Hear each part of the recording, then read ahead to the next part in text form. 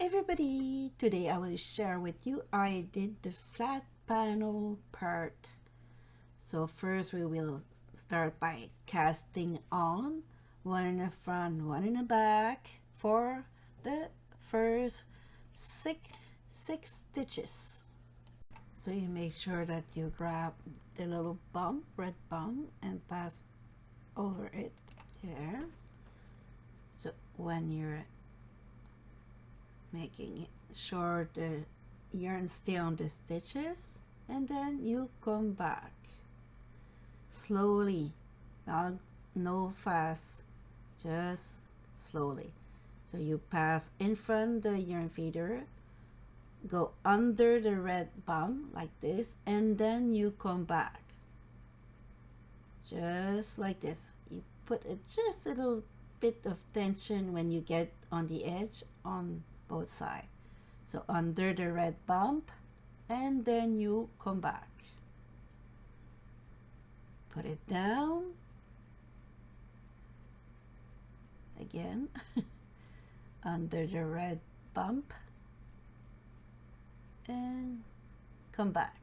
To prevent any stitch to be made, you just need 6 wide. So you go in front under the red bump and come back just like this. Sometimes you have to push it down with the finger, or if you have a loom hook to push it down, or your whirl needle, put it down. Make sure you go under the red bump and you come back.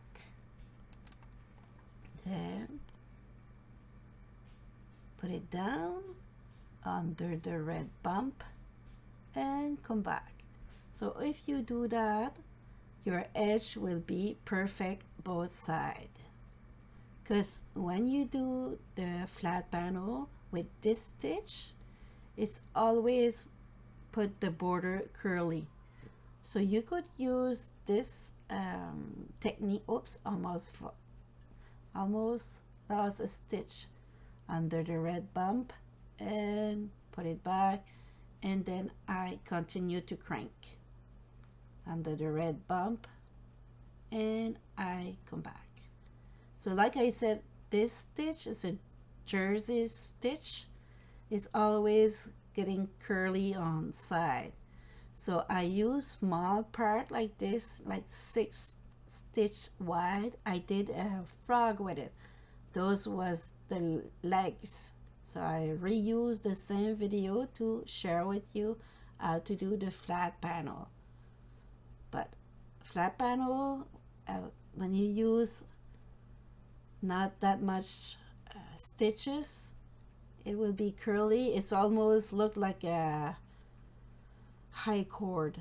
It's not, but it's look like this. If you pull on it at the end, it will be curly with a little bit open in it, but it won't bother. You could use it for arms to do some dolls. Like me, I use it to do the legs for my frog under the red bump, and then you come back. Almost finished. Don't worry. I will share with you how to remove it from the machine after.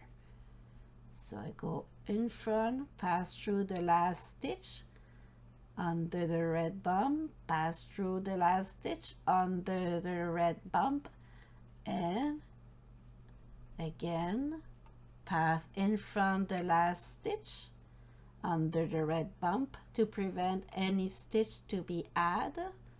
I always come back when you go under the red bump, and then I come back, pass in front the last stitch, put it down under the red bump, and then you come back, pass through the last stitch under the red bump, and I will pull on it. Maybe I have enough rows. I think so. So if you want to remove it from the machine, it's very important to remove it from the yarn feeder and make sure that you crank it to be passed in front the yarn feeder part to release every stitches. If you don't pass through the yarn feeder, you will not be able to remove it from the machine.